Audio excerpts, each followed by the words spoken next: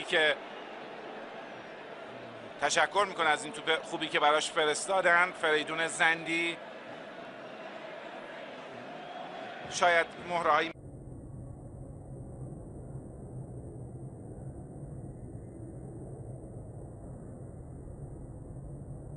مثل میلاد میداودی، حتی آندرانیک تیموریان اگه شرایط بازی رو واقعا پیدا کرده باشه که اسمش رو نیمکت نشینا رد شده، و گوران بیرکوویچ ذخیره‌ای که معمولا میاد به بازی، علی خسیف،